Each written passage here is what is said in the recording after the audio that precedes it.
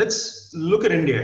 India, by no means, is an innovation drug producer or an R&D driven powerhouse. No. India is basically a generic powerhouse. It controls 30% of the generic drugs in the world, 40% of the US generic space, which is about $120 billion, and 30% of Europe, and every third pill which is being consumed in the United States in the generic space is from India. Now, so, when you file for a generic copycat version of a generic, in a generic drug, you have to copy either the innovator or the reference listed drug, RLD. And that's the same case in case of a dossier. In case of, just one sec, I think my video is going to be coming in now. Just give me a sec, please. Anyway, let the video come in and we'll see what happens. No problem. So you see, Nilesh, it's in the generic space where we export close to about $21 billion worth of drugs, and the domestic market also is $21 billion worth of drug. So when you create a copycat version of a generic drug, it has to go through clinical trials. Now, these are different kind of clinical trials vis-a-vis the innovation drug. Hey, what you do is, based on your laboratory data, your data for the purpose of analysis, right? That's then tested depending on the nature of the drug. That's then tested on 32 patients, single arm, double arm, depending on how complicated the molecule is. And I'm very proud to say that, India is a great destination for doing this bioequivalence clinical trials, right? For the generic drugs. We do this very cost efficiently. We have at least close to about 40 odd bioequivalence clinical centers in India, which are approved both by US FDA as well as by the European Union.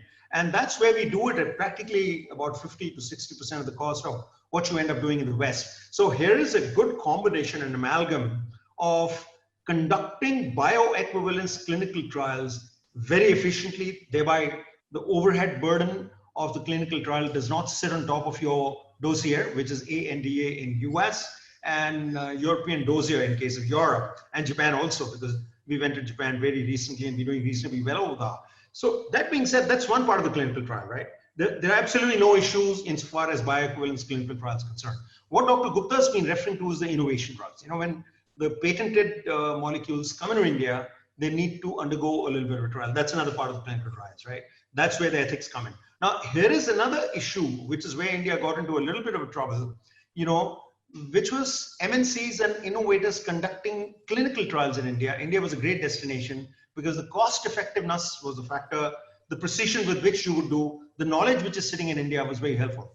However, there were certain ethical issues in terms of induction of the patients, treatment of the patients, and whatever else in the unlikely event of a death happening. So all of that in the last 1 or 2 years, along with all the stakeholders, clinical trial companies, as well as government and legislators, DCGI and DBT, they have sorted out the issue. Now we have excellent guidelines which are in sync and in line with the global standards. And I think India, which earlier was rated as number 3 in the world for clinical trials for the innovation drugs, has slid very significantly in the last about 3-4 years.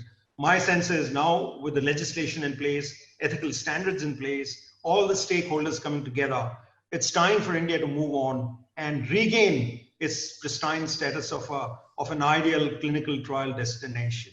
And it gels in beautifully, Nilesh, also with the fact that there is a great need for India to, we are doing very well in biosimilars and generics as well as vaccines, but now's the time when India has to move on to the next level of performance, next phase, which is the innovation. And for that, you need clinical trials.